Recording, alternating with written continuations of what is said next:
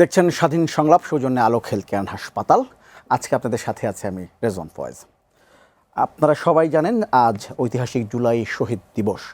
2024 সালের এই দিনে কোটা সংস্কার আন্দোলন চলা করে রংপুরে বেগম রোকেয়া বিশ্ববিদ্যালয়ের ইংরেজি বিভাগের শিক্ষার্থী আবু সাইদ এবং চট্টগ্রামে কলেজ শিক্ষার্থী মোহাম্মদ ওয়াসিম আকরাম সহ 6 জন নিহত হন। এবং এই হত্যাকাণ্ডের পরপরই কিন্তু এই কোটা সংস্কার আন্দোলনটি সারা দেশে খুব ছড়িয়ে পড়ে। কোটা সংস্কার আন্দোলন থেকে এটি সরকার বিরোধী আন্দোলনের রূপ নেয়। তার ধারাবাহিকতায় 5ই আগস্ট আওয়ামী লীগ সরকারের পতন ঘটে।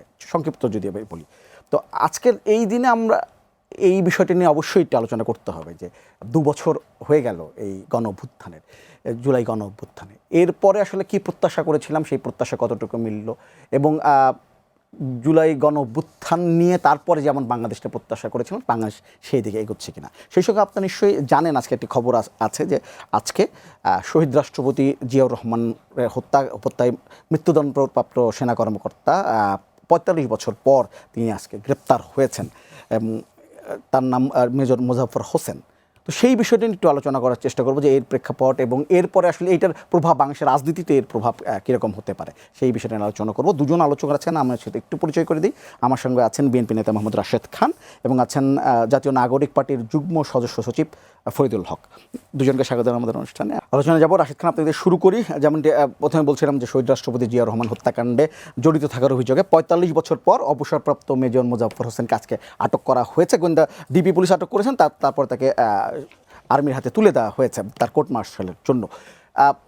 এই ঘটনার প্রথমে যেটি বলছিলাম যে আসলে বাংলাদেশের বর্তমান প্রেক্ষাপটে এবং রাজনৈতিক অবস্থায় এইটার প্রভাবটা কীরকম। সবাইকে সালাম এবং শুভেচ্ছা। দেখেন, আজকে গণমাধ্যমে আমিও দেখেছি যে দীর্ঘ 45 বছর পর একজন খুনিকে ডিবি পুলিশ গ্রেপ্তার করেছে এবং পরবর্তীতে সেনাবাহিনীর হাতে হস্তান্তর করেছে। আমার কাছে মনে হয় যে এই খুনির কাছ থেকে আসলে অনেক ধরনের তথ্য পাওয়া সম্ভব। ওই সময়কার বাস্তবতায় আসলে এর পিছনে কারা খলনায়ক ছিল সেটি আমাদের জানা দরকার। আমার কাছে মনে হয় যে সেটি হয়তো জানা সম্ভবপর হবে। তবে মূল বিষয় হলো যে সেনাবাহিনীর অনেক ঘটনা আসলে আমরা জানতে পারি না। আমরা যারা সাধারণ মানুষ রয়েছি, সেনাবাহিনীর যারা অপরাধ করে বিচারটা যেহেতু তাদের অভ্যন্তরে হয়ে থাকে, যে কারণে অনেক ঘটনা আসলে বাইরে আসে না। কিন্তু আপনাকে মাথায় রাখতে হবে, শহীদ প্রেসিডেন্ট জিয়াউর রহমান তিনি বাংলাদেশের প্রেসিডেন্ট ছিলেন, তিনি বাংলাদেশের একজন নায়ক ছিলেন, স্বাধীনতার ঘোষক ছিলেন। তিনি আসলে কোনো সাধারণ মানুষ ছিলেন না, তিনি এদেশের নেতা ছিলেন। সুতরাং তাকে কেন, কি কারণে, কাদের নির্দেশনায় হত্যা করা হলো, বিশেষ করে আমরা সন্দেহ করে থাকি যে এর সাথে আন্তর্জাতিক মহল জড়িত। সেই সময়কার বাস্তবতায় যাদেরকে ফাঁসি দেওয়া হয়েছিল বা ওই সময় আমার কাছে মনে হয় যে সঠিক তথ্যপাত্র সেই সময় হয়তো পাওয়া যায়নি। বাট যেহেতু বাংলাদেশ অনেক দূর এগিয়েছে এবং বর্তমানে শহীদ প্রেসিডেন্ট জিয়াউর রহমানের সন্তান জনাব তারেক রহমান বাংলাদেশের মাননীয় প্রধানমন্ত্রী, সুতরাং জানা দরকার। অবশ্যই আমি মনে করি যে বের হবে। আমার নিজেরও, আমি যতটুকু অনেকের সাথে উঠা বসা করেছি, বিএনপির যারা শীর্ষ নেতৃবৃন্দ, যে শুধুমাত্র দেশীয় চক্রই আসলে এর সাথে জড়িত ছিল না, এর সাথে একটা আন্তর্জাতিক মহল জড়িত ছিল। আমি নাম বলতেছি না, মোটামুটি বাংলাদেশের মানুষ তাদের নামটা অনুমান করতে পারে। বিশেষ করে স্বাধীনতার পরে শেখ মুজিব হত্যাকাণ্ড এবং শহীদ প্রেসিডেন্ট জিয়াউর রহমান হত্যাকাণ্ড, আমার কাছে মনে হয় যে এই দুইটা ঘটনার পিছনে বহির্বিশ্বের হাত আছে। বাংলাদেশ যাতে কখনোই মাথা উঁচু করে না দাঁড়াতে পারে এবং অন্য দেশের উপরে নির্ভরশীল থাকে, এজন্য চক্রান্ত ছিল। সেই চক্রান্তের অংশ হিসেবেই তাদেরকে হত্যা করা হয়েছে। সর্বশেষ বলবো, শহীদ প্রেসিডেন্ট জিয়াউর রহমান তিনি এমন একজন নেতা ছিলেন, তার মৃত্যুর পরেও দেখবেন যে তিনি কতটা সৎ ছিলেন, সেই তথ্যগুলো আমরা পেয়েছিলাম। এবং একজন সৎ নেতা আমরা তাকে হারিয়েছি। আমার কাছে মনে হয় যে শহীদ প্রেসিডেন্ট জিয়াউর রহমান যদি বেঁচে থাকতেন, এই বাংলাদেশ হয়তো মালয়েশিয়ার মতন উন্নত হতে পারত, এই বাংলাদেশ হয়তো সিঙ্গাপুর হতে পারত।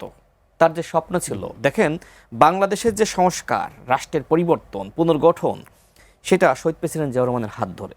খাল খনন, নদী খনন, এমনকি তার বক্তব্যগুলো যদি আপনি বিশ্লেষণ করেন, তিনি বলেছিলেন যে বাংলাদেশের আনাচে কানাচে কোথাও কোনো খালি জমি থাকবে না, সর্বত্র আমাদের চাষাবাদ করতে হবে।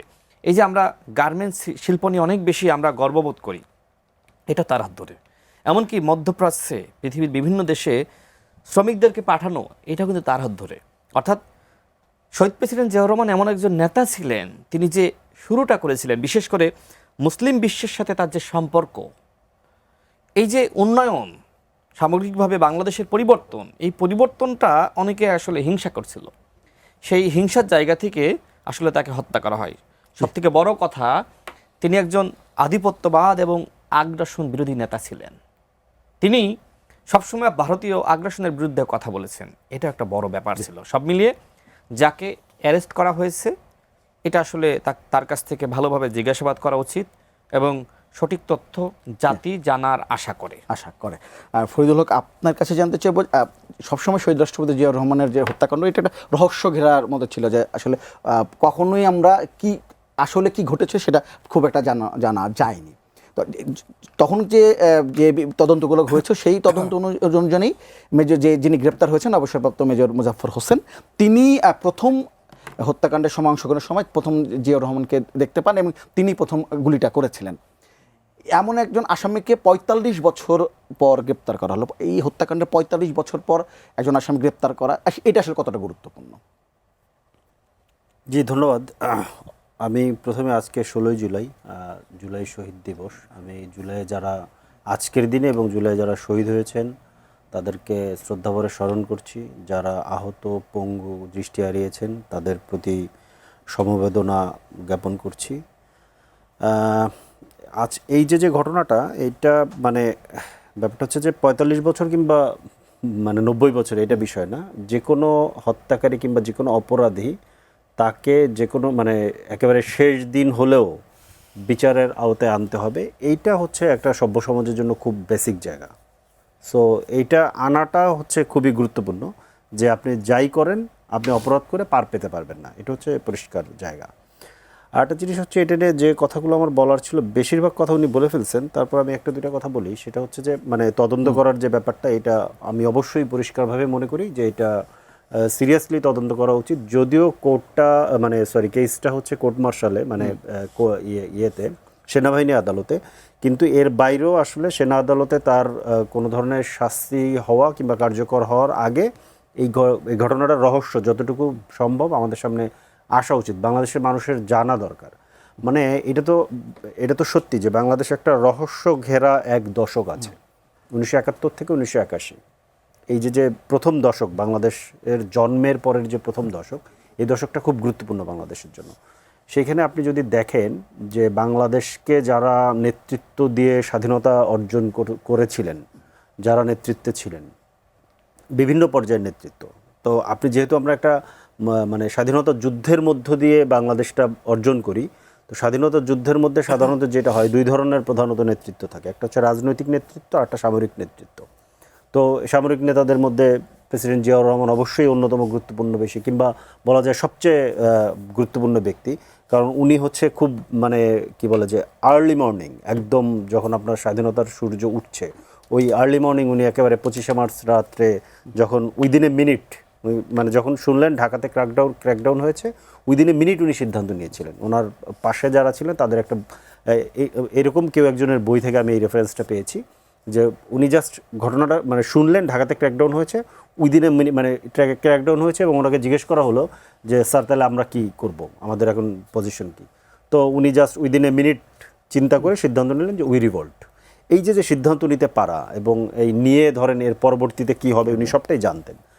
তো সেই জায়গা থেকে উনি খুবই অগ্রগামী মানুষ। তো উনি সহ আমি বলবো যে আমাদের যত সামরিক নেতৃত্ব এবং রাজনৈতিক নেতৃত্ব ওই এক দশকের মধ্যে, ১৯৭১ থেকে ১৯৮১, এক দশকের মধ্যে যারা হত্যাকাণ্ডের শিকার হয়েছেন বিভিন্নভাবে, সেটা ধরেন একজন আর একজনকে হত্যা করুক, কিংবা কোনো একটা আততায়ীর হাতে হত্যাকাণ্ড হোক, কিংবা ওই যেটা বলা হয় যে একদল বিপদগামী সেনা কর্মকর্তার হাতে হত্যাকাণ্ড হোক, এই প্রত্যেকটা ঘটনা আসলে ইন্টারলিঙ্কড আমার কাছে মনে হয়, কোনোটা ঘটনাটাই বিচ্ছিন্ন নয়।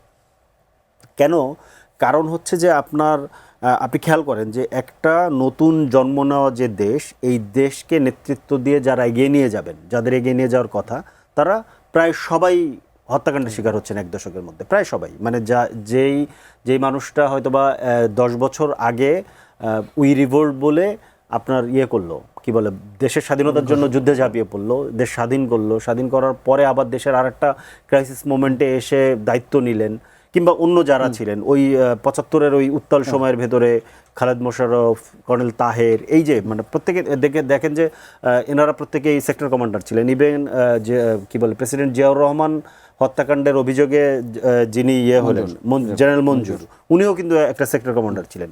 তো এই যে ব্যাপারটা আমার কাছে যেটা মনে হয় যে কেন এই ঘটনাগুলো ঘটলো, এইটা আমাদের জানা খুব দরকার। মানে এইখানেও আমি ওনার সাথে অনেকটা একমত। এটা কোনোভাবেই মানে এমনি ঘটে যায় নাই, এটা কোনোভাবেই এমনি ঘটে না। এর পেছনে আসলে একটা বড় আন্তর্জাতিক ষড়যন্ত্র আছে, এবং আন্তর্জাতিক ষড়যন্ত্রের ক্ষেত্রে আমি প্রথমত যেটা মনে করি, এখানে সরাসরি দিল্লির চক্রান্ত আছে। কারণ হচ্ছে যে আপনি খেয়াল করে দেখেন যে আমি ধরেন আমাদের মুক্তিযুদ্ধের তুলনায় জুলাই গণ অভ্যুত্থান তো ওই অর্থে খুবই ছোট ঘটনা। তো কিন্তু এই জুলাই গণ অভ্যুত্থানের মধ্যে আপনি যখন আমাদের আজকে আবু সাঈদের শহীদ দিবস, আবু সাঈদ যখন দুহাত প্রসারিত করে দাঁড়ালো, এই দাঁড়ানো আপনি খেয়াল করেছেন? এরপরে কতগুলো জায়গায় পৃথিবীতে, মানে অন্তত এই অঞ্চলে কতগুলো জায়গায় এরকম দাঁড়ানো হয়েছিল। তার মানে একটা লড়াই, এই লড়াইয়ের মধ্য দিয়ে যখন একটা জনগোষ্ঠী বিজয় অর্জন করে, সেটা কিন্তু আশেপাশে খুব ভালোভাবে প্রভাব ফেলে। তো স্বাভাবিকভাবেই মুক্তিকামী যে জনগোষ্ঠীগুলো ছিল ওই সময় আশেপাশে, প্রত্যেকের ভেতরে 71-এর বাংলাদেশের এই ভূখণ্ডের যে বিজয়, এই বিজয় কিন্তু তাদেরকে দারুণভাবে অনুপ্রাণিত করেছিল। স্বাভাবিকভাবে এই অনুপ্রাণিত করলে সেটার ঢেউ কোথায় কোথায় যায়? এই ঢেউটা যায় হচ্ছে গিয়ে এই উপমহাদেশের মধ্যে। এই উপমহাদেশের মধ্যে প্রথম ঢেউটা যায় হচ্ছে ইন্ডিয়াতে। তো ইন্ডিয়ার জন্য একটা বড় চ্যালেঞ্জ ছিল তাদের তথাকথিত ধরেন এই ধরে রাখা, কি বলে, ঐক্য ধরে রাখা। এবং তারা ঐক্য ধরে রাখতে গিয়ে কী করেছে তার নিজের দেশের ভেতরে, অন্য দেশে কী করেছে, এগুলো তো সবই আমরা কম বেশি জানি।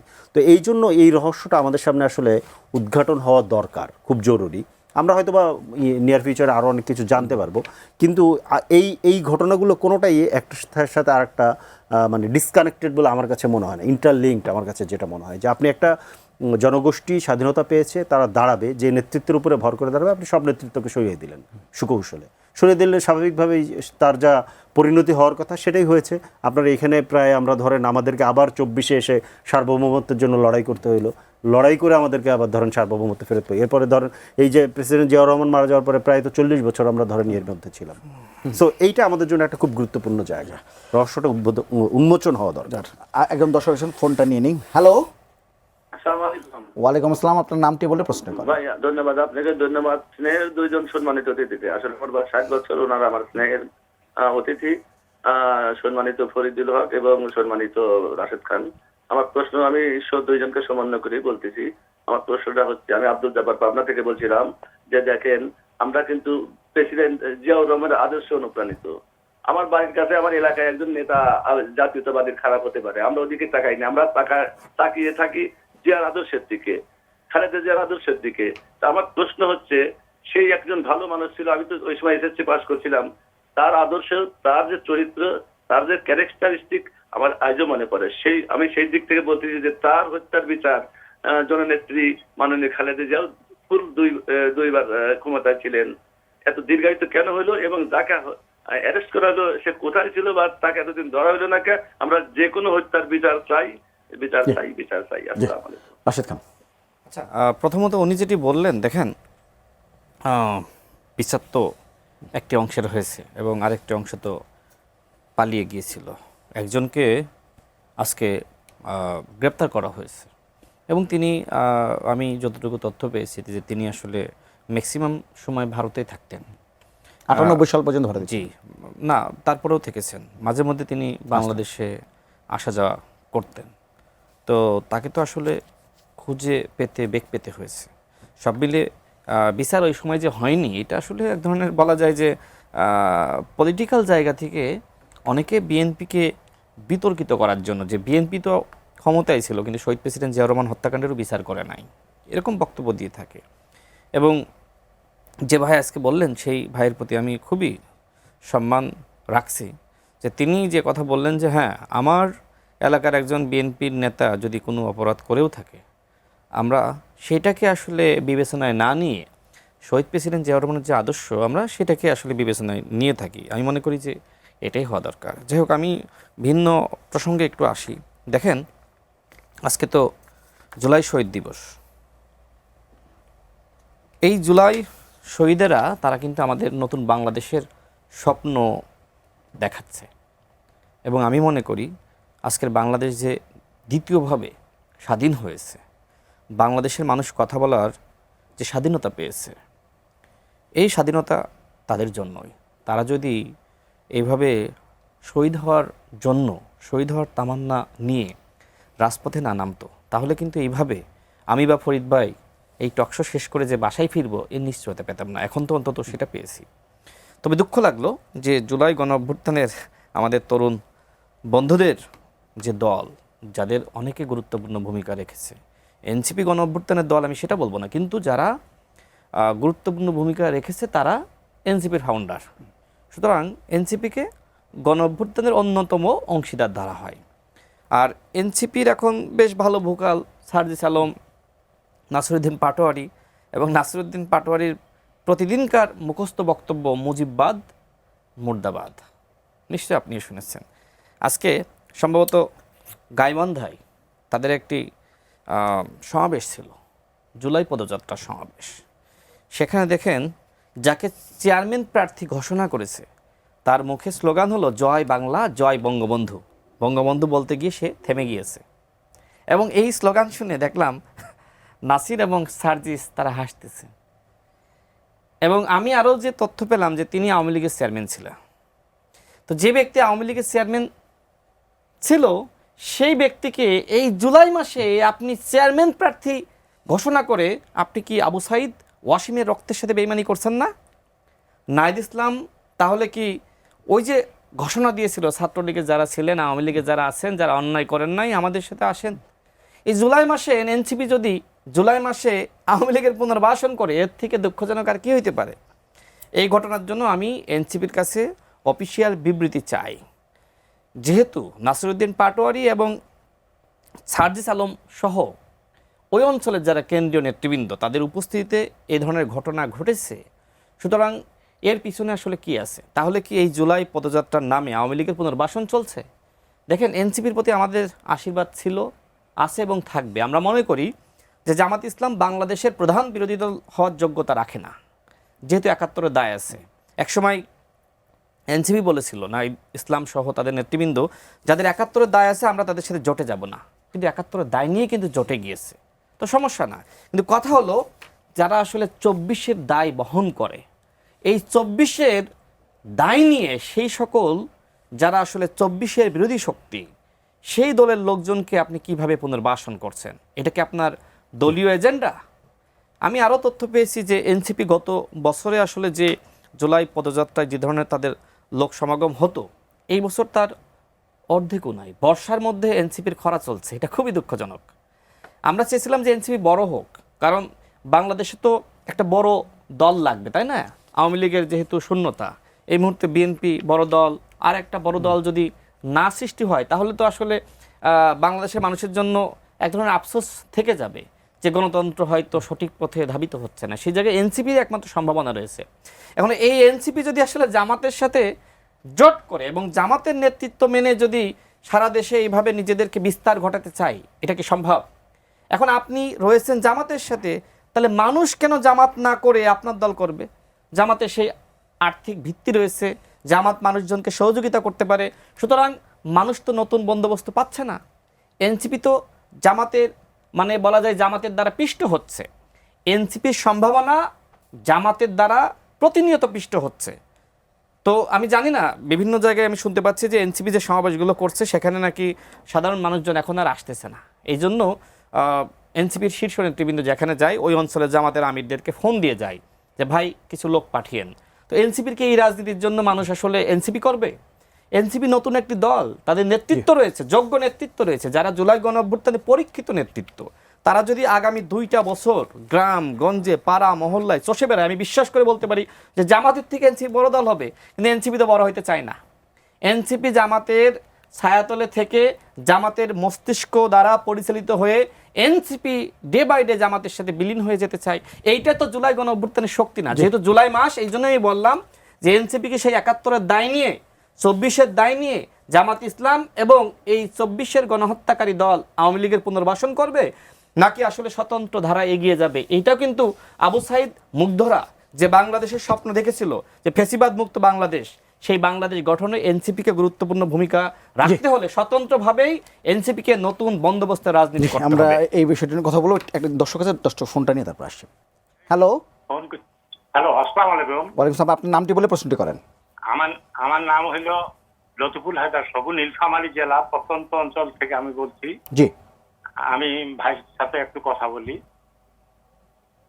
হ্যালো, জি বলেন বলেন। হ্যাঁ, আপনাকে বলছি, আপনি যে বললেন জিয়াউর রহমানের কথা, জিয়াউর রহমান আমাদের অনেক কিছু করছে। জিয়াউর রহমান আমাদেরকে সিঙ্গাপুর, মালয়েশিয়া, এইখানে আমার একটু প্রশ্ন ছিল। এক, দ্বিতীয় নম্বর হলো জিয়াউর রহমান কিন্তু আজকে বাংলাদেশে যেটা শুরু করছে, আজকে যদি বাংলাদেশে চায়না না আসতো, বাংলাদেশে আমরা ধানের মন অন্তত পক্ষে ৫,০০০ টাকা নিম্ন খাইতাম ধানের মন। আজকে উনি চায়না থেকে ধান আনে, কিন্তু এই চায়নার জন্য বাংলাদেশ আজকে ধানের স্বয়ং সম্পূর্ণ। আমাদেরকে আমরা অনেকটা পরিপূরক। এক, দ্বিতীয় নাম্বার, উনি সিঙ্গাপুর, মালয়েশিয়া বললেন, আমার মনে হয় তার থেকেও বেশি গার্মেন্টস শিল্পকে বাইরে নিয়ে গেছে। আজকে ১ থেকে ১.৫-২ কোটি বাইরে যেত, আবার বাংলাদেশে ১ থেকে ২ কোটি বাংলাদেশে কর্মসংস্থান হতো। জি, তাহলে জি। জিয়াউর রহমান আজকে উনি যেটা বললেন একটু কম, তার থেকে অনেক বেশি। জি, ২ নম্বর হলো আমার আজকে পক্ষ থেকে, বিএনপির পক্ষ থেকে আপনাকে অসংখ্য ধন্যবাদ। জি, ধন্যবাদ। আপনার কোনো প্রশ্ন থাকলে প্রশ্নটা বলেন। হ্যাঁ, প্রশ্নটাই জি। এনসিপি যে আজকে এনসিপির কথাটাই বলতেছি। এনসিপি বিএনপি কে দোষারোপ করতেছে যে আওয়ামী লীগকে পুনর্বাসন করতেছে। আজকে এনসিপি কে চেয়ারম্যান ক্যান্ডিডেট করে উনি জয় বাংলা স্লোগান দিল। আজকে এর প্রমাণ হয় না যে এনসিপি কাকে আনতেছে, কাকে আনতে চায়। জি, রাশেদ খান উনিও বলছিলেন যে এনসিপি আসলে শেষ পর্যন্ত আওয়ামী লীগকে পুনর্বাসন করছে, এবং নীলফামারী থেকে রফিকুল সাহেব ফোন করেছিলেন, তিনিও একই অভিযোগ করেছেন যে আওয়ামী লীগকে পুনর্বাসন করছে এনসিপি। না, এখানে পুনর্বাসন করার তো কোনো স্কোপ নাই। মানে পুনর্বাসন, ধরেন আওয়ামী লীগ একটা অপরাধী দল, তারা মানবতা বিরোধী অপরাধ করেছে, দল হিসেবেই করেছে, এবং তাদের ধরেন কোনো রকম রিকনসিলিয়েশন ছাড়া তাদেরকে পুনর্বাসন করার কোনো সুযোগ নাই। মানে তাদেরকে ভুল স্বীকার করার মধ্য দিয়ে ধরেন তাদের বিচারের যে কাঠগড়ায় যেতে হবে, এর মধ্য দিয়ে তাদের মানে রিকনসিলিয়েশন এবং পুনর্বাসনের প্রশ্ন, এর আগে এটার হওয়ার সুযোগ নাই। এখন ব্যক্তি হিসেবে কেউ কেউ আওয়ামী লীগের সাথে যুক্ত ছিল বিভিন্ন পর্যায়ে, তারা বিভিন্ন পর্যায়ে হয়তো বা ধরেন বিভিন্ন দলের সাথে যুক্ত আছে। এই গাইবান্ধার যে ঘটনাটা, এটা আমি পরিষ্কারভাবে জানি না এটা কি ঘটেছে, তবে আমাদের দল থেকে এটা উদ্যোগ নেওয়া হয়েছে, এটা আসলে খতিয়ে দেখা হচ্ছে। রাশেদ খান যেটা বললেন আজকে ঘোষণা দেওয়া হয়েছে, ব্যাপারটা তা না। এটা আমাদের কয়েকদিন আগে আমাদের একটা তালিকা ঘোষণা করা হয়েছিল। এখন তালিকার যে ব্যক্তি উনি এটা কিনা, এটাও আমি ঠিক এখনো শিওর না, এটা আমাকে দেখতে হবে। তো কিন্তু যেটা করেছে উনি কি আসলে আওয়ামী লীগের সাথে যুক্ত ছিলেন কিনা, কোন পর্যায়ে যুক্ত ছিলেন, কি বিষয়, এটা নিয়ে আমাদের মানে কি বলে যে একটা ইন্টারনাল তদন্ত কমিটি অলরেডি কাজ শুরু করেছে, আমরা এটা জানতে পারবো। কোনোভাবেই এই ধরনের কোনো সুযোগ উনি নেই। চেয়ারম্যান, আমি ঠিক জানি না, এটা আমাকে জানতে হবে। যাই হোক, তো এইটা কিন্তু আপনাদের কি সিদ্ধান্ত আছে যে আওয়ামী লীগ করলেই তাকে আপনাদের দলে কাজ করতে দেবেন, এমন না, কোনো সিদ্ধান্ত এখন আছে? আওয়ামী লীগ করলেই তাকে দলে এখন ধরেন আওয়ামী লীগ কোন পর্যায়ের আওয়ামী লীগ মানে কোথায় ছিল, এগুলো তো মানে আপনি ব্যাপারগুলো জানেন যে আওয়ামী লীগের ধরেন মানে উনি তো এই ধরেন সুযোগ পেয়ে ধরেন প্রসঙ্গ ছাড়া যেভাবে এনসিপিকে অ্যাটাক করলো, ঠিক আছে, কিন্তু বিএনপির ক্ষেত্রে কি হয়েছে? দর্শককে কি বলবেন? না, বিএনপির ক্ষেত্রে কি হয়েছে, বিএনপি ধরেন মাদারীপুরে নির্বাচনের আগে বিএনপির প্রার্থীকে পাশে বসিয়ে রেখে আওয়ামী লীগের উপজেলা সভাপতি জয় বাংলা বলে স্লোগান দিয়ে ধানের শেষে ভোট চাইছে। তো এইরকম ধরেন মনে করেন, তার মানে কি সে একদম আওয়ামী লীগের পোস্টেড লোক, একদম আওয়ামী লীগের পোস্টেড লোক। আওয়ামী লীগের চেয়ারম্যান ছিল মানে কি, চেয়ারম্যান একটা জনপ্রতিনিধি, সে আওয়ামী লীগের কোন পর্যায়ের নেতা ছিল সেটা কিন্তু একটা ডিফারেন্ট কোশ্চেন। আওয়ামী লীগের কোন পর্যায়ের নেতা ছিল সেটা একটা ডিফারেন্ট, কিন্তু একটা উপজেলা চেয়ারম্যান, উপজেলা আওয়ামী লীগের সভাপতি, সে তো ধরেন খুবই গুরুত্বপূর্ণ পর্যায়ে, ধরেন বাংলাদেশের 500 জন আওয়ামী লীগ তৃণমূল নেতার ভিতরে সে একজন। সো এই জায়গাটা ধরেন, এই ঘটনা তো ধরেন বিএনপির ক্ষেত্রে ঘটেছে, এরকম আরো ঘটনা ধরেন বিএনপির প্রার্থী এই কি বলে উপজেলার সভাপতির নেতৃত্বে উপজেলা অফিস নির্বাচনের পরের দিন খুলে দিয়েছে, এই ঘটনা ঘটেছে। এবং আওয়ামী কি বলে যে এখন তো এক ধরনের একটা নতুন ক্লাস বের হয়েছে, আপনি আবার ব্যক্তিগতভাবে নিয়েন না, সিনিয়র সাংবাদিক নামে একটা ক্লাস বের হয়েছে, যারা হচ্ছে বেসিক্যালি আওয়ামী লীগ। ওরা আবার ধরেন ওদের ভেতরে কেউ কেউ দেখি দাবি করে যে আওয়ামী লীগের লোক সব নাকি বিএনপিতে ভোট দিছে, বিএনপিতে ভোট দেওয়ার কারণে বিএনপি দিচ্ছে, এবং তারা চাইছিল যে আওয়ামী লীগের যে মুক্তিযুদ্ধের চেতনার রাজনীতি সেইটা হচ্ছে বিএনপি করবে। এখন এটা বিএনপি করতেছে না, অতএব বিএনপি এখন ভালো না, এই ধরনের একটা কথাবার্তা। সো এটা অবশ্য ভালো শুনতে, কিন্তু ওই মানে এই ধরনের একটা গুজব আছে যে ধরেন আওয়ামী লীগকে পুনর্বাসিত বিএনপি করছে, কিংবা ধরেন একদম উচ্চ পর্যায়ে যদি যান, সালাউদ্দিন সাহেব কি বলে বাংলাদেশে এসেই উনি এসে এস আলমের গাড়িতে উঠছেন, যে কারণে দল ওনাকে সকজও করেছিল, সেই সকজের জবাব দিয়ে পরে আবার উনি অ্যাক্টিভ হয়েছেন। সো এই ঘটনাগুলো আছে। এখন আমি যেটা বলছি যে এনসিপিতে এই ধরনের মানে হওয়ার কোনো সুযোগ নাই। এখন এটার জন্য আমাদের তদন্ত কমিটি কাজ করতেছে, খতিয়ে দেখবে, দেখে এর মধ্য দিয়ে যেটা হওয়ার সেটা করবে, কোনো সমস্যা নেই। এই ব্যাপারে একদম পরিষ্কার, আওয়ামী লীগ দল হিসেবে এইখানে মানবতা বিরোধী অপরাধ করেছে, এর বাইরে গত 15 বছরে যা তারা করেছে সব কিছু দল হিসেবে করেছে, এবং দল হিসেবে তারা এটা মনে করে এখন পর্যন্ত আওয়ামী লীগের একজন লোককে আপনি পাবেন না যে তারা বলে যে আওয়ামী লীগ এই কাজগুলো করেছে সেটা অন্যায় হয়েছে কিংবা ভুল হয়েছে। অন্যায় তো পরে, ভুল হয়েছে। সো আমাদের এই ভুলটা স্বীকার করে আমাদের আসলে মানুষের কাছে যাদের সাথে আমরা এই অপরাধ কিংবা ভুলটা করেছি তাদের কাছে আমাদের ক্ষমা চাওয়া উচিত। এটা তারা করে না, বরঞ্চ তারা এইগুলোকে মনে করে যে এগুলো ঠিক। কেন? কারণ তারা হচ্ছে মুক্তিযুদ্ধের চেতনার ব্যবসা করত। মুক্তিযুদ্ধের চেতনার নামে এখানে গুম করা, খুন করা, এখানে ধরেন টাকা পাচার করা, অর্থ লুটপাট করা, ভোট ডাকাতি করা, মানুষের ভোটাধিকার কেড়ে নেওয়া, আপনার মানুষের বাকস্বাধীনতা কেড়ে নেওয়া, এবং ধরেন মানবতা বিরোধী অপরাধ, গণহত্যা চালানো মুক্তিযুদ্ধের চেতনার নামে জায়েজ, এটা তারা মনে করে। সো ওই দল হিসেবে আওয়ামী লীগের সাথে তো কোনো ধরনের কোনো মানে কি বলে যে পুনর্বাসনের তো কোনো সুযোগ নাই। এখানে জিনিস হচ্ছে সেটা হচ্ছে তাদেরকে দল হিসেবে বিচারের আওতায় আনতে হবে, এবং তাদের যে ব্যক্তিরা হয়তো বা কোনো অপরাধ করেনি, যেটা কোর্ট যদি এটা করতে পারে, তখন সেটা ট্রুথ এবং রিকনসিলিয়েশন কাউন্সিলের মধ্যে দিয়ে এটা আসতে হবে। তার আগে স্বীকার করবে যে ভাই আমি এর মধ্যে ছিলাম না, আমি যতটুকু ছিলাম আমার ভুল হয়েছে, দেন তাদেরকে একটা রিকনসিলিয়েশন হবে, দেন পুনর্বাসনের প্রশ্ন।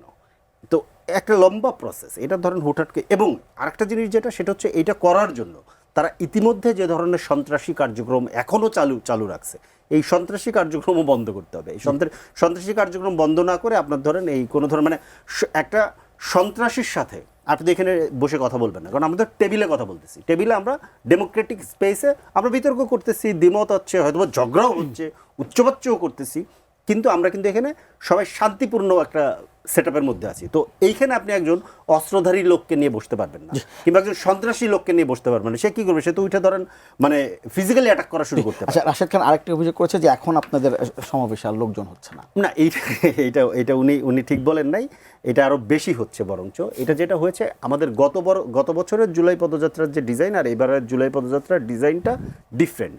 গত বছর আমরা জুলাই পদযাত্রাটা করেছি হচ্ছে প্রতি জেলায় একটা জেলা শহরে কিংবা মানে সদরে, কিন্তু এবার যেটা হয়েছে যে আমরা ওই যে 100 যে ক্যান্ডিডেট ডিক্লেয়ার করেছি উপজেলা এবং পৌরসভাতে, যে 100 ক্যান্ডিডেট ডিক্লেয়ার করেছি, আমরা ওই 100 পয়েন্টে এবার পদযাত্রা নিয়ে গেছি। সেটা হচ্ছে কোথাও পৌরসভা লেভেলে, কোথাও উপজেলা লেভেলে। তাতে করে যেটা হচ্ছে যে ধরেন কোনো একটা জেলার একটা প্রান্তে হচ্ছে যে ধরেন ওই উপজেলাটা, তো জেলার সব মানুষ তো এখানে আসতেছে না। সদর যেটা হয় সাধারণত দেখবেন জেলা সদরগুলো কিন্তু জেলার মাঝখানে হয়, সেন্টারে হয়, আর একটা প্রোগ্রাম হলে হয় কি সবাই এক জায়গাতে আসতে পারে। আর যখন উপজেলা হয় তখন কিন্তু জিনিসটা একটু স্ক্যাটার্ড হয়ে যায়, এবং দেখা যায় যে একটা জেলাতে 3-4টা জায়গাতেও প্রোগ্রাম হচ্ছে। মানে তো এইবারের ডিজাইনটা ডিফারেন্ট।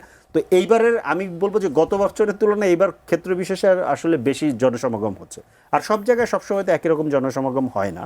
তো আমাদের যেটা অ্যাসেসমেন্ট সেটা হচ্ছে গত বছরের তুলনায় এইবারের জনসমাগম আরও অনেক বেশি এবং আরও অনেক অর্গানিক গত বছরের তুলনায়। রাশেদ খান, আপনাকে চাষবো একটা দর্শক আছে, ফোনটা নিয়ে আসে। হ্যালো ভাই, আমি রেদওয়ান বলছিলাম দিনাজপুর থেকে। দয়া করে আমি দুজনকে একটা প্রশ্ন করব, প্রশ্নটা কমপ্লিট করতে দিয়েন। জি, দ্রুত বলেন। প্রশ্ন হচ্ছে রাশেদ ভাইয়ের কাছে যে গত ঠিক 2 বছর আগে আমরা যে জুলাই আন্দোলন করলাম ছাত্রদের পক্ষ নিয়ে একটা দাবি নিয়ে, সেই এখনো কিন্তু ছাত্রদেরই একটা আন্দোলন হচ্ছে এবং যৌক্তিক একটা দাবি নিয়ে, যে অভিভাবকরা তাদের সন্তানকে কমর সমান পানিতে নিয়ে গিয়ে পরীক্ষা দেওয়াচ্ছে, সেখানে আবার কোয়েশ্চেন ভুল, এত কিছুর পরেও আবার সেই শিক্ষামন্ত্রীর কাছে শুনতে হয় যে ফার্মের মুরগি। এখন বলেন, আপনারা যে 2 বছর আগে আন্দোলনটা করলেন ছাত্র আন্দোলন, আপনারা ছাত্রদের সাথেই থেকেই ঠিক এখন ক্ষমতায় এসে এখন বলতেছেন যে ইন্ধন আছে এখানে পিছনে। ঠিক তখন ফ্যাসিস্টরা যেমন বলছিল যে ছাত্রদের পিছনে ইন্ধনদাতা ছিল, এখনকার গভর্নমেন্টও তো তাই বলতেছে। তো এই যে বিশেষ করে আপনার কথা আমি বলি, আপনি যে ছাত্র আন্দোলনে সোচ্চার ছিলেন, এখন ঠিক এই যে চরিত্রের বদলটা, এখান থেকে আপনি বের হয়ে আসতে পারতেছেন না কেন? আর আমাদের যে এনসিপির যে বড় ভাই আছে, ওনার কাছে প্রশ্ন যে আপনারা যে একটা ছাত্রদের দ্বারা গঠিত একটা রাজনৈতিক দল, সেই রাজনৈতিক দল এই যে কোটি ছাত্রদের আন্দোলনটাকে এভাবে আপনারা কেন সমর্থন দিচ্ছেন না? পার্লামেন্টে শুধু যাওয়ার জন্যই কি আপনারা শুধু ওই যে ছাত্র আন্দোলনটা করছিলেন, নাকি আবার ওই আগের আমলের মতো গৃহপালিত বিরোধী দল হয়ে থাকতেছেন সংসদের মধ্যে? এই জায়গা থেকে কেন বের হয়ে আসতে জি পারতেছেন না? রেদওয়ান সাহেব, রাশেদ খান আপনাকে একটা প্রশ্ন করবেন। আচ্ছা, আপনার রাজনৈতিক কোনো পরিচয় আছে কিনা? আমি রাজনৈতিক পরিচয় না, আমি একজন জুলাই যোদ্ধা। আচ্ছা, জি, ধন্যবাদ। আচ্ছা, আমি উত্তর দিই। প্রথমত তিনি একজন জুলাই যোদ্ধা, সুতরাং তাকে নিয়ে তো আর কোনো ধরনের প্রশ্নই করা যায় না। দেখেন, তিনি যে কথা বললেন যে ছাত্রদের বর্তমান আন্দোলন, প্রথমত এটা কোনো আন্দোলন না। ছাত্রদের ক্ষুদ্র একটি অংশ যারা মূলত আসলে প্রশ্ন সহজ করার দাবিতে আন্দোলন করছে। সেটা মনে হয় আজকে আর হয়নি, গতকাল পর্যন্ত ছিল। এবং তাদের যারা আসলে পিতামাতা, আমার মনে হয় যে তারা তাদেরকে আন্দোলন থেকে সরিয়ে নিয়েছে। এবং দেখবেন যে এই শিক্ষার্থীরা, সেখানে ক্লাস 10-এর একজন এসেছে, সে আবার এমন ভাষায় কথা বলছে মনে হচ্ছে যে তিনি নিজেই পরীক্ষা দিয়েছেন, পরীক্ষা দিয়ে আসলেন মাত্র। এরপরে দেখেন যে একজন বয়স্ক মানুষ, তিনি বলছেন যে আমি ক্লাস 10-এ পড়ি। সংসদ ভবনের সামনে সেখানে বাস ভাঙচুর করা হয়েছে, যাত্রীদের সাথে খারাপ আচরণ করা হয়েছে। কয়েকটি জায়গায়, এমনকি শাহবাগে একজন নারী পথচারী, তাকে যেভাবে নির্যাতন করা হয়েছে, লাঞ্ছিত করা হয়েছে অনাকাঙ্ক্ষিত। একজন নারী শিক্ষার্থী, তিনি বলছেন যে শেখ হাসিনাকে ব্যাক আনতে হবে, আমরা শেখ হাসিনাকে তাড়িয়ে ভুল করেছি। দেখবেন যে আওয়ামী লীগের এবং ছাত্রলীগের ফেসবুক পেজ থেকে এই আন্দোলনের সমর্থন দেওয়া হচ্ছে। তো সেই জায়গা থেকে তো আমাদের সন্দেহ লাগতেই পারে যে ফ্যাসিবাদকে আমরা বিতাড়িত করেছি, সেই ফ্যাসিবাদ এই আন্দোলনে ইন্ধন জুগিয়ে এক ধরনের পরিবেশ ঘোলাটে করার অপচেষ্টা করছে কিনা, সেটি আমাদের খতিয়ে দেখা দরকার। হ্যাঁ, যদি হতো যে এটা জন্য গুরুত্বপূর্ণ আন্দোলন, আমি নিজেই এই আন্দোলনে সমর্থন দিতাম। ফরিদ ভাই, আমি আশা করি তিনিও যেতেন। আমরা যারা সরকারি দলে বা অপোজিশনে রয়েছে, আমার কাছে মনে হয় আমরা সবাই যেতাম। কিন্তু মোটামুটি এই মুহূর্তে সবার কাছে পরিষ্কার যে হ্যাঁ, শিক্ষার্থীদের একটি অংশ নেমেছে, আমি ধরে নিলাম যে তাদের মহৎ উদ্দেশ্যে ছিল, কিন্তু এই শিক্ষার্থীদের মধ্যে ছাত্রলীগ এবং আওয়ামী পরিবারের লোকজনকে ঢুকিয়ে দেওয়া হয়েছিল। সুতরাং এই আন্দোলনকে আমাদের স্বাভাবিকভাবে এই আন্দোলনের মোটিভ নিয়ে মানুষের মনে প্রশ্ন, এবং সেই প্রশ্নের আলোকেই আমরা কিন্তু বলেছি যে এই যে শিক্ষামন্ত্রী সম্পর্কে যে অভিযোগটা, দেখেন ফার্মের মুরগি তিনি নাকি শিক্ষার্থীদেরকে বলেছেন, আমি তার অডিও শুনেছি। দেখেন, আমার দুটি মেয়ে আছে, একজন পিতা হিসেবে কখনো কখনো অনেক আদর করে অনেক কথা বলা হয়। দেখেন, শিক্ষামন্ত্রী বলছেন যে আমার মেয়ে ফার্মের মুরগির মতন, মানে একটু বৃষ্টি লাগলেই জ্বর, ঠান্ডা, কাশি চলে আসে। ঠিক এখনকার শিক্ষার্থীরা দুর্বল, তারা অনেকটা ফার্মের মুরগির মতন। এটা কিন্তু আমরা অনেক সময় বলি যে আমাদের সময় আমরা কতটা স্ট্রং, ফুটবল খেলেছি, ক্রিকেট খেলেছি। আপনার মন্তব্য আর একজন দায়িত্বপ্রাপ্ত মন্ত্রীর মন্তব্যের গুরুত্ব কি এক? না, তিনি কোনো পাবলিক স্পেসে এই কথা বলেননি। আচ্ছা, তাকে একজন নারী শিক্ষার্থী ফোন দিয়েছিলেন, একজন শিক্ষামন্ত্রী, তিনি সেই নারী শিক্ষার্থীর ফোনটা রিসিভ করেছেন এবং একজন বাবার মতনই কথা বলেছেন। কথাগুলো যদি আপনি শোনেন, অত্যন্ত আদরণীয়। তিনি বলেছেন যে মা, তুমি এখন পড়তে বসো, এক কাপ কফি খেয়ে পড়তে বসো, এইভাবে কথা বলেছেন। তো যাই হোক, আমি একটু ভিন্ন প্রসঙ্গে আসি। দেখেন, এখানে আমি ছোট্ট করে জানতে চাই, আপনি বললেন এবং এই প্রসঙ্গটা আসলো, এই যে 13 তারিখে গলা সমান বা হাঁটু সমান বা কোমর সমান পানিতে গিয়ে পরীক্ষাটা দিতে হচ্ছে শিক্ষার্থীদের, আপনার কাছে মনে হয় না যে পরীক্ষাটা অনাকাঙ্ক্ষিত দুঃখজনক? দেখেন, শিক্ষামন্ত্রী তার অবস্থা ক্লিয়ার করেছেন। তিনি বলছেন যে আমরা বসেছিলাম, বিশেষ করে আমি বেশ অনেক রাতে আমি ঘুমিয়ে পড়েছি, এরপরে সকালে উঠে দেখি যে সর্বত্র পানি, তখন সবার সাথে কথা বলা হয়েছে। তো ওই সময় আসলে পরীক্ষার ঠিক আগ মুহূর্তে আসলে আমরা সিদ্ধান্ত নিতে পারি নাই। শিক্ষামন্ত্রী এবং মাননীয় প্রধানমন্ত্রীর উপদেষ্টা মাহাদি আমিন ভাই, তিনিও ক্লিয়ার করেছেন যে যে সকল শিক্ষার্থীরা পরীক্ষা দিতে পারেনি বা সমস্যা ফেস করেছে, তাদেরকে চট্টগ্রামের যে পরীক্ষা স্থগিত করা হয়েছে, সেইটার সাথে পরীক্ষা তাদেরকে নেওয়া হবে। ফয়দুল হক যিনি প্রশ্ন করেছিলেন দিনাজপুর থেকে রেদওয়ান, তিনি তার আপনার কাছে প্রশ্নটি ছিল যে এই ছাত্রদের এই আন্দোলনে এনসিপি কেন এখন চুপচাপ আছে? না, উনি এটা নিয়ে দুইটা জিনিস বলার আছে। একটা হচ্ছে যে উনি একটা অভিযোগ তুলেছেন যে গৃহপালিত বিরোধী দল কিনা। এটা আসলে এটা একটা আমাদের আসলে এটা বুঝতে পারতে হবে। আমি ওনার এই কথার প্রতি শ্রদ্ধা রেখে আমি বলছি, উনি জুলাইতে রাস্তায় ছিলেন, উনি আমাদের একজন সহযোদ্ধা। উনি যদি শুনেন, আমি ওনাকে এটা বলবো যে বিরোধী দল মানেই যে জিনিস আমরা আসলে দেখে অভ্যস্ত, আমাদেরকে যেটা শেখানো হয়েছে বিরোধী দল, একটা সত্যিকারের ডেমোক্রেটিক রাষ্ট্রে বিরোধী দল এরকম কাজ করে না। মানে আপনি যদি বিরোধী দল মানে রাষ্ট্রের মধ্যে এরকম ব্যবস্থাপনা যদি থাকে, বিরোধী দলের জন্য যদি কথা বলার এবং তাদের কর্মসূচি পালন করার এবং তাদের দাবি দেওয়া নিয়ে জনগণের কাছে যাওয়ার এই স্পেসটুকু যদি থাকে, তাহলে বিরোধী দল ওই রকম মাত্রায় হয়ে ওঠে না। মানে বিরোধী দলকে এটা হয়ে উঠতে হয় না। আর বিরোধী দল মানেই হচ্ছে যে ধরেন হরতাল অবরোধ দেওয়া, ভাঙচুর করা, এই যে ধরেন মানে এটা কখন হয়েছে? যখন ওই স্পেসটুকু ছিল না, তখন এটা বিরোধী দল ওই জায়গাতে যেতে বাধ্য হয়েছে, কিংবা রাষ্ট্র তাকে আসলে ওই জায়গায় ঠেলে নিয়ে গেছে, এরকম জায়গা ছিল। এখন আমরা মাত্র আসলে একটা নির্বাচনের পর একটা জার্নি শুরু করেছি। হ্যাঁ, এর মধ্যে সরকারি দল অনেকগুলো জিনিস করেছে, আমরা কিন্তু প্রত্যেকটা ইস্যুকে অ্যাড্রেস করতেছি, কথা বলতেছি। সো আমরা আসলে একটা সময় তো আসলে দিতে হবে যে ইস্যুগুলো অ্যাড্রেস করতেছি। বেশিরভাগ ইস্যুকেই কিন্তু সরকার বলছে যে না, উইল রিভাইজ, আমরা এটা দেখবো। ঠিক আছে, তাহলে আমরা কি করছি? আমরা এখন ধরেন রাস্তায়ও কথা বলছি, বিবৃতিও দিচ্ছি, টকশোতেও কথা বলছি, পার্লামেন্টেও কথা বলছি। এখন পর্যন্ত জিনিসটা এই জায়গার মধ্যেই আপনাকে বিরোধিতাটা ধরতে হবে। এর বাইরে আপনি ধরেন কি করবেন? এর বাইরে নিশ্চয়ই কালকে আপনি ধরেন এটার জন্য হরতাল দিবেন না, এরকম পরিস্থিতি না। তবে হ্যাঁ, এই জায়গাগুলো ধরেন প্রথমত হচ্ছে যে কথা বলতে হবে, কথা বলার মধ্য দিয়ে দেখতে হবে যে সরকার এই জিনিসগুলোকে আমলে নিচ্ছে কিনা।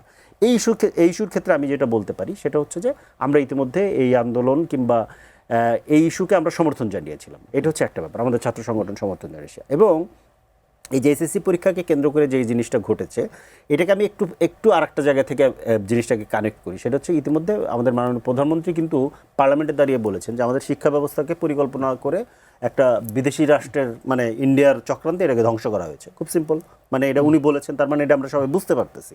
তাহলে এই যে শিক্ষা ব্যবস্থাটা ধ্বংস হয়েছে, এই ধ্বংসপ্রাপ্ত শিক্ষা ব্যবস্থাটা উদ্ধার করার জন্য আপনি কাদের হাতে দায়িত্ব দিবেন?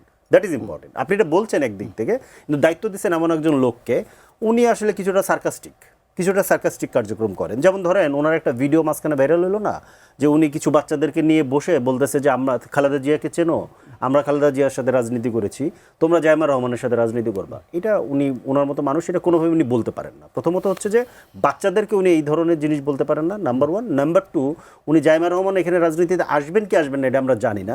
এবং আসলেও উনি যে আসলে খালেদা জিয়ার জায়গাটা নেবেন, এই যে ইন্ডিকেশনটা দেওয়া, তার মানে এখানে আপনি একটা পরিবারতন্ত্রকে মানে এন্ডোর্স করতেছেন। এইটা এই তার মানে ওনার আসলে ওই level of quality level of political মানে জায়গা নাই, এই জন্য উনি এই ধরনের সার্কাস্টিক কার্যক্রম করতেছেন। এবং ওনার সকল কার্যক্রমে মনে হচ্ছে যে উনি এখনও সম্ভবত 2006 সালে যখন উনি দায়িত্ব ছেড়েছিলেন, এর পরেই উনি মাঝখানে যে 20 বছর পার হয়ে গেছে, এবং এই 20 বছরে পৃথিবী কিন্তু লাস্ট 20 ইয়ার্সে পৃথিবী র্যাডিক্যালি চেঞ্জ হয়েছে। মানে ধরুন ইন্টারনেটের যে পরিমাণ ব্যবহার বাড়ছে, আপনার যেভাবে কম্পিউটার টেকনোলজি যেভাবে আগাইছে, এআই সহ রোবোটিক টেকনোলজি যেভাবে আগাইছে, আমরা চতুর্থ শিল্প বিপ্লবের মধ্যে আছি, সব মিলে ধরেন যে অবস্থা হয়েছে, উনি আসলে খুবই ব্যাকডেটেড। সো এই জায়গাটা আমি প্রধানমন্ত্রীর যে বক্তব্য এবং ওনার যে অনুধাবন, উনি যেভাবে বুঝছেন যে শিক্ষা ধ্বংস করা হয়েছে, সেটার জন্য ওনার যে মানে উদ্যোগ, সেটা কিন্তু মিলছে না। এইটা কিন্তু খুব সিরিয়াস ব্যাপার। তো সেই জায়গাতে ধরেন এই কথা বলার মধ্যে দিয়ে কিন্তু আমি সরকারের খুবই ফান্ডামেন্টাল সমালোচনা করলাম।